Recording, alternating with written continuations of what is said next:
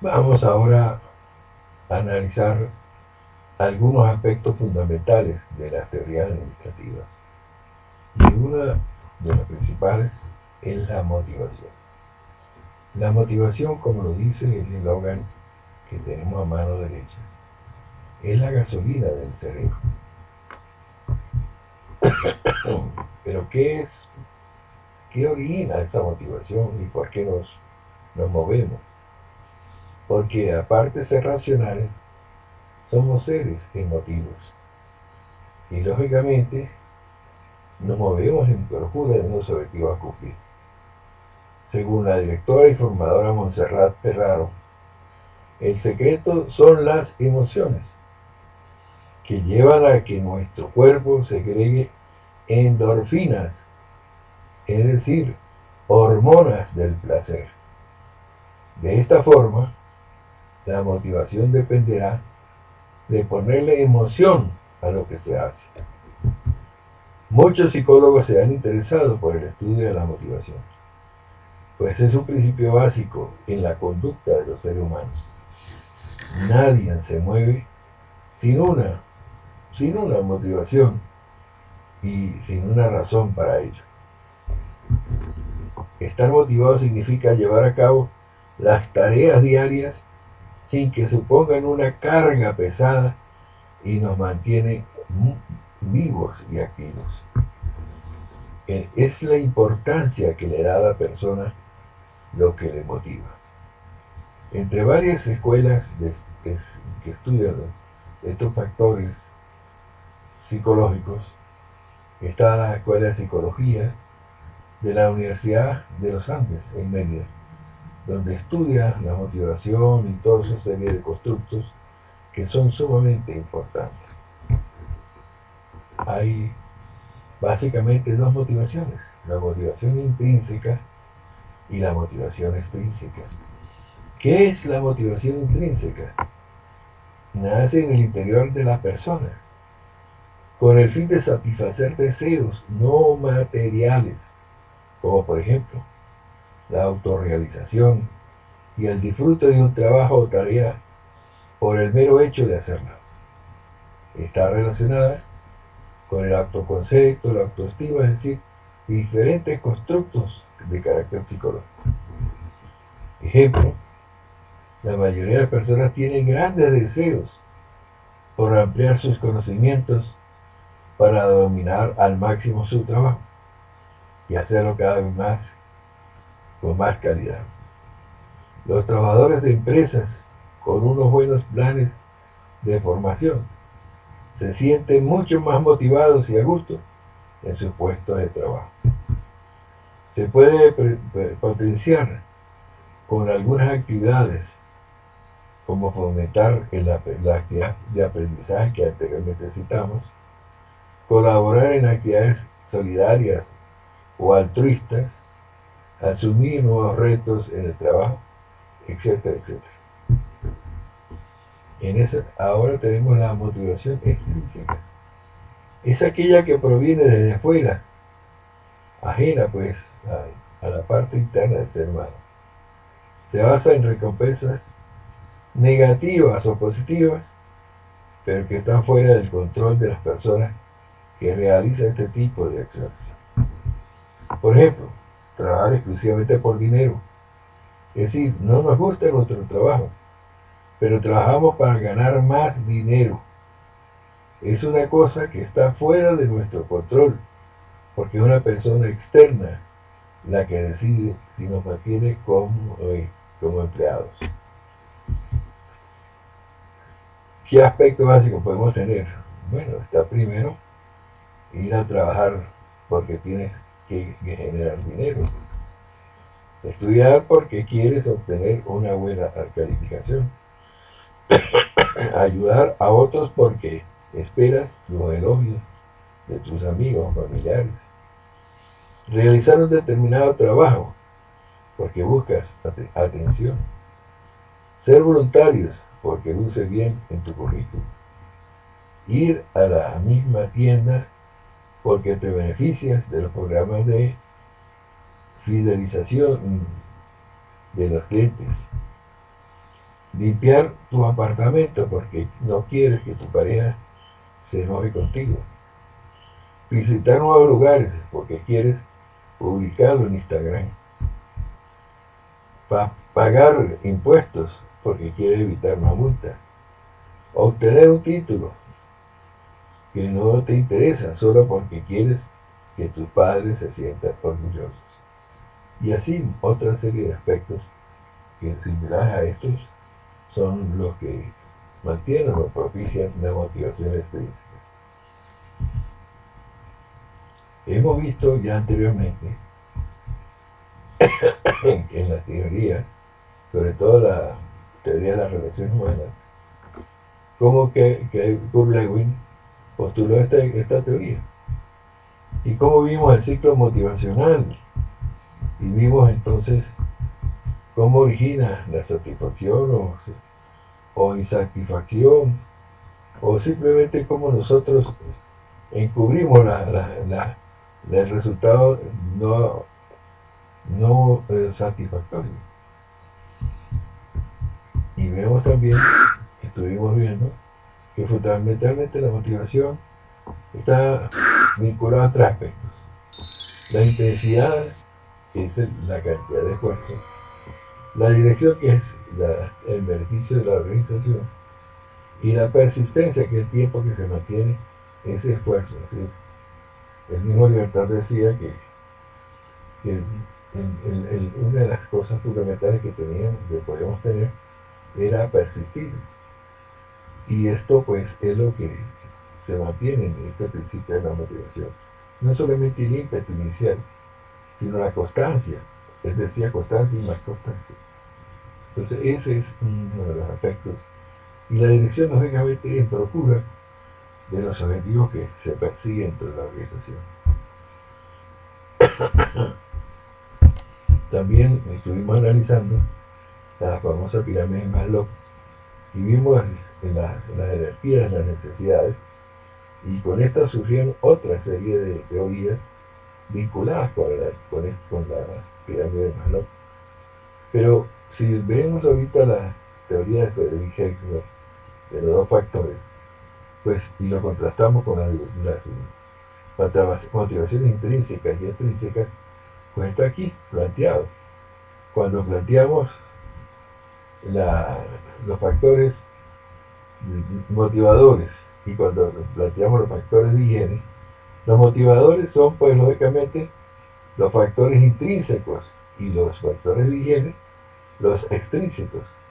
Nosotros podemos estar simplemente no insatisfechos cuando nos dan un sueldo bueno, cuando tenemos una serie de beneficios, pero no necesariamente estamos satisfechos, porque no nos llega a colmar nuestros intereses o nuestras percepciones que tenemos de lo que es nuestro verdadero interés, que son los factores intrínsecos o motivadores. Y por eso fue que estudiamos los higiénicos o extrínsecos, como el salario, los beneficios sociales, la política de la empresa, el clima organizacional, la dirección y supervisión. O cuando estuvimos analizando los motivacionales o intrínsecos, el reconocimiento, el progreso, el estatus, la realización, esos factores que realmente nos impulsan a estar satisfechos. Bueno, hay otras teorías que estuvimos planteándonos, que fueron las teorías contemporáneas de Clayton Alderfer, de la parte de la existencia, la relación, y la parte del crecimiento. Y si los analizamos en función de la pirámide de Maslow, pues la existencia tiene que ver con las dos primeras necesidades que tiene la pirámide, que son la fisiológica y la de seguridad, la de relación vinculada con la parte social, y la de crecimiento, las dos últimas, hacia el vértice de la pirámide, estima y autorrealización. También estuvimos analizando la teoría de McClellan, y en esa teoría pues estuvimos viendo que hay tres necesidades fundamentales: la de logro, la de afiliación y la de poder. Y también vimos que en Venezuela, lamentablemente, el estudio que este señor hizo, pues se comprobó que una de las cosas que fundamentalmente promueve o se estimula o que surge dentro de nosotros es la necesidad de poder. Luego surge la teoría de los flujos y la motivación intrínseca, y es lógicamente aquello que nos emerge porque es de nuestro agrado. Es cuando lógicamente estamos haciendo algo que es de nuestra bastante interés, de nuestra vocación. Y si hacemos un trabajo, ese trabajo que tenga que estar vinculado con ello, pues no es ninguna carga, sino al contrario, nos sentimos muy satisfechos, nos entregamos completamente a esa labor y lógicamente no nos sentimos cansados. Hay distintos otros factores de carácter intrínseco. Está lógicamente la libertad de decisión, la competencia, el progreso, el sentido de la oportunidad. Todos esos son factores que motivan al ser humano a lograr esforzarse para obtener, colmar las necesidades. Y está la teoría de Víctor Bron, que estuvimos analizando también, que es la teoría de las expectativas. Esta teoría es sumamente importante y recuerdo de un trabajo de una estudiante de Barinas, del estado de Barinas de Venezuela, donde ella obtuvo mención, honor y publicación por su trabajo de grado y estudió todo en función de esta teoría de la motivación de Víctor Bron. Bien, aparte de esto, otro factor muy importante es la comunicación. Es un proceso mediante el cual se transmite y se reciben datos, ideas, opiniones, actitudes para lograr la comprensión y la acción. El uno es el emisor y el otro es el receptor. Cuando va la información de una parte hacia la otra. Pero puede cambiar todo puede cambiarse el emisor y el receptor. Por eso se habla de comunicación bidireccional. Hay un proceso de comunicación que estuvimos estudiando y vimos que tenía que ver bastante con el mensaje, la codificación, el canal de codificación, y que pusimos ejemplo a una emisora. ¿Qué es la comunicación? Es el proceso en el que el emisor y el receptor establecen una conexión en un momento y espacio determinado para transmitir, intercambiar o compartir ideas, información o significados que sean comprensibles para ambos. Aspectos fundamentales de la comunicación. La comunicación es un proceso que en general incluye los siguientes pasos. El paso 1, el deseo de un emisor de transmitir un mensaje a un receptor. El paso 2, la codificación de ese mensaje para que sea comprensible. El paso 3, el envío de mensajes mediante un canal. El paso 4, la recepción y decodificación del mensaje por parte del receptor. Y paso 5, la respuesta o realimentación del receptor hacia el emisor. Otro aspecto es la comunicación. Es conformada por un emisor y un receptor que están predispuestos a enviar y o recibir un mensaje entre ellos. La comunicación es un medio que establece una conexión entre el emisor y el receptor en un momento dado y un espacio físico o virtual determinado. La comunicación es utilizada para transmitir, intercambiar o compartir mensajes. Por lo tanto, puede ser un proceso dinámico de ida y vuelta entre el emisor y el receptor o solamente una transmisión del emisor al receptor. La comunicación es una conexión entre personas porque hace que las ideas, información o significados que son comprensibles tanto para el emisor como para el receptor fluya entre ambos. Ya vimos que hay varios métodos: el oral, el escrito, el no verbal y los medios electrónicos que hoy en día están en boga, sobre todo las redes sociales. Vimos pues cuál era el más eficaz y se insistió que la gente recuerda mejor las comunicaciones orales y que lógicamente es vinculante hacia que el ser humano pueda expresarlo de una forma bastante diáfana y sin tantas gesticulaciones para que haya la mejor transmisión comprensible del mensaje. También vimos lo que son las comunicaciones formales y las informales, las ascendentes y las descendentes y las laterales. Ahora venimos a otro principio que es muy importante, que es el liderazgo. Esta teoría reconoció y comprobó la enorme influencia que ejerce el liderazgo en el comportamiento de las personas. Es el que influye en sus colaboradores para lograr los objetivos. De la perspectiva de los autores de la teoría de las relaciones humanas, se puede ver de la siguiente manera. El liderazgo como un fenómeno de influencia personal es la influencia interpersonal ejercida en una situación, orientada a la consecución de unos o varios objetivos mediante el proceso de comunicación humana, como un proceso de reducción de la incertidumbre de un grupo. Las cualidades mostradas por un individuo dependen no solo de sus propias características, sino de la situación en que se encuentra. ¿Qué es liderazgo? Es la función que ocupa una persona que se distingue del resto y es capaz de tomar decisiones acertadas para el grupo, equipo u organización, que preceda inspirando el resto de los que participen en esa organización en el alcanzar un objetivo común. Es la actividad de influenciar a los miembros de una organización de manera voluntaria a esforzarse en obtener los objetivos comunes y de esta manera obtener su bienestar. Es la capacidad que tiene una persona en influir en las demás, para que influya en la mente de los restantes, haciendo que los mismos trabajen con entusiasmo en la consecución de los diferentes objetivos. Recordemos que hay tres objetivos básicos: los de corto plazo, que se les suele denominar metas, los de mediano plazo y los de largo plazo.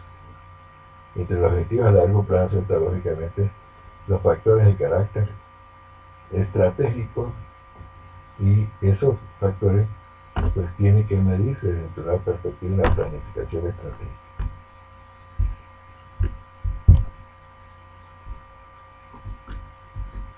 Y hay otro planteamiento del liderazgo. El liderazgo como relación funcional entre el líder y los colaboradores.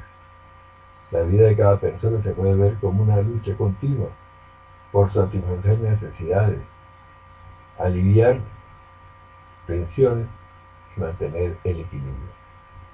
En nuestra cultura, las relaciones con otras personas y grupos sociales satisfacen la mayor parte de las necesidades individuales. Para una persona, el proceso de relacionarse con otras personas significa un proceso activo y no pasivo para satisfacer necesidades. El liderazgo como relación funcional entre el líder, los colaboradores y la variable de la situación. Hay diferentes tipos de liderazgo.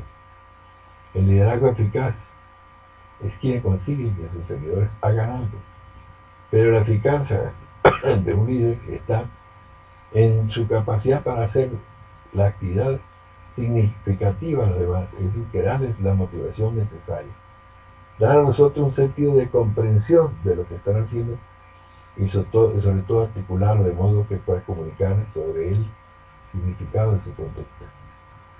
Esto es muy utilizado en la guerra, y el líder en este caso es el que dirige ese proceso en el combate.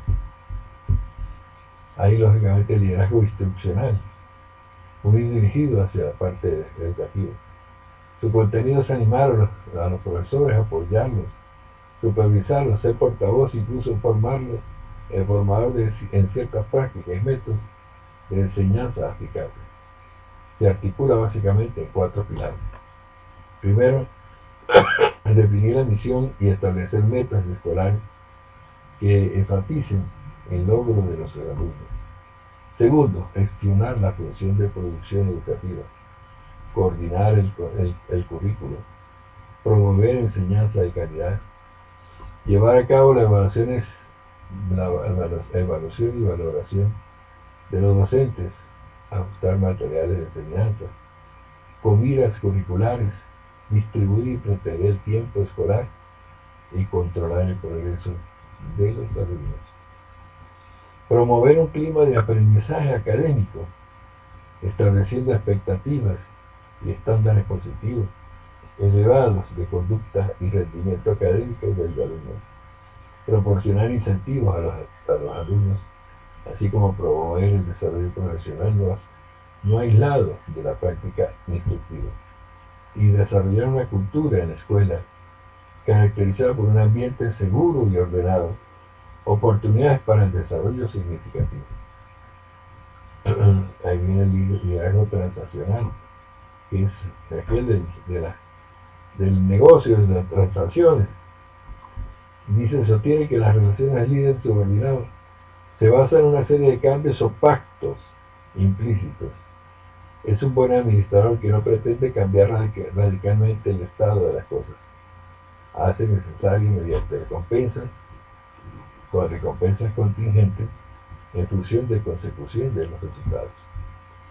Su regla de conducta es la adaptabilidad, o lo que es lo mismo, la satisfacción de las inquietudes de los subordinados, para que el subordinado se esfuerce con la dirección adecuada, gestión por excepción, corrección, retroalimentación negativa, crítica y sanciones. Y viene el liderazgo que considero que es el más conveniente, sobre todo para el nivel educativo, que es el liderazgo transformacional. Sobre esto, pues, tuve la oportunidad de hacer una investigación postdoctoral, casualmente analizando el tipo de liderazgo de los profesores universitarios de la Universidad Nacional Experimental de Táchira y tratando de promover el liderazgo transformacional para lograr de las universidades, en este caso la UNED, una organización inteligente. El líder transformacional articula una visión para la organización, la comunica y logra aceptación y compromiso, reconoce y potencia a los miembros de la organización, orienta a transformar las crecientes actitudes y sentimientos de los seguidores, y no solo gestiona las estructuras, sino influye en la cultura de la organización y orienta hacia la persona más que hacia la organización. El liderazgo transformacional abandona las teorías del superhombre y su fuente de influencia se centra más en dar significado a la tarea. De este modo, la visión, la cultura y el compromiso pasan a ser sus dimensiones teóricas más esenciales e influyen muchos aspectos, pero entre esos lo más importante son estos cuatro que vamos a plantear. Primero, el carisma, desarrollar una visión. Inspiración, motivar para altas expectativas. Consideración individualizada, prestar atención, respeto y responsabilidad a los seguidores. Estimulación intelectual, proporcionar nuevas ideas y enfoques. Ahora vamos a ver algo que es totalmente importante, que es el clima y la cultura organizacional. ¿Qué es la cultura? Representa las normas informales y no escritas que orientan la conducta de sus miembros, día con día, y que dirigen sus acciones para alcanzar los objetivos organizacionales. Así como los países tienen su propia cultura, las organizaciones se caracterizan por sus culturas específicas. Pero ¿qué es el clima organizacional? Se plantea que es el que constituye el medio interno o la atmósfera psicológica característica de cada organización. Está ligado a la moral y la satisfacción de las necesidades de sus miembros y puede ser saludable o enfermizo, cálido o frío, negativo o positivo, satisfactorio o insatisfactorio, lo cual depende de lo que ellos sienten respecto de la organización. Pero ¿qué es la cultura? Podemos ver, como el iceberg, que en la cultura hay una serie de cosas que afloran, que se ven como se ve el iceberg por encima de la superficie marina. Es la estructura organizacional, es el nombre y la descripción de puestos, objetivos, organizaciones, estrategias, tecnologías utilizadas, métodos y procesos de trabajo, políticas y directrices. Es decir, en otras palabras, los componentes visibles, públicamente observables, orientados hacia aspectos operacionales y las tareas cotidianas. Pero hay cosas mucho más importantes que son las que no se ven, y esos factores están dentro del mar. Es el iceberg que no se aprecia, y es la superficie muy grande. Son los estándares de influencia y de poder. Son las percepciones y actitudes de las personas, sus sentimientos y normas de los grupos, los valores y expectativas, los patrones estándares de integración formales, las relaciones afectivas. Son componentes invisibles y ocultos, afectivos y emocionales, orientados hacia aspectos sociales y psicológicos. El clima organizacional y el cambio. No podrá darse un cambio en las organizaciones mientras no exista un clima que lo propicie. Es el aspecto que más se alude al hacer un diagnóstico organizacional. ¿Qué es esto? Bueno, normalmente se mide el clima sin el nivel de satisfacción que tienen los trabajadores dentro de la organización para saber qué fallas se tiene y cómo las podemos corregir. ¿Cuáles son las cosas que nosotros debemos de apoyar al trabajador? Si el gerente desempeña el rol de promotor de cambios, porque puede ser el que él mismo, el presidente de la organización, dirija el proceso de cambio. Puede ser que contrate a una empresa externa, pero si es el mismo gerente el que dirige ese proceso de cambio, estos no se alcanzarán si él, es decir, el que dirige, no logra un clima de trabajo adecuado. ¿Por qué? Porque ya dijimos que el clima es fundamentalmente como lo plantea el profesor Goncalves, Alexis Goncalves, profesor jubilado de la Universidad Simón Bolívar de Venezuela, que son las percepciones que tiene el trabajador del trato y de todas las actividades que hay en la organización, pero sobre todo esto en el trato de sus superiores, sobre todo su jefe inmediato superior. Entonces es algo tangible ese clima. Y entonces, si él no logra un clima adecuado, donde todo el mundo esté satisfecho y procure mejorar y cambiar la organización, eso no se puede hacer, ¿no? Porque son los seres humanos los elementos básicos dentro de la organización y los que pueden hacer ese proceso de cambio. El gerente se debe ocupar del clima, porque no habrá transformación sin reflexión y sin consenso sobre lo que se debe cambiar. El éxito es de los que pueden cambiar el clima, lo plantea Roberto Martínez, y ahí tienen su dirección. El clima organizacional y el cambio, seguimos. La gerencia debe trabajar con el clima organizacional por las razones siguientes. De la interacción cotidiana se construye el cual obstruye o facilita el logro de las metas. Conocerlo permite una visión holística, integra el ambiente como una variable sistémica que aborda fenómenos complejos con una perspectiva global. Al ser construido por los miembros de la organización, permite la autorreflexión y de ahí diseñar acciones para mejorar esa construcción, todo en incrementar la eficacia de las prácticas organizacionales. El clima organizacional y el cambio. Existen tres enfoques para estudiar el clima organizacional.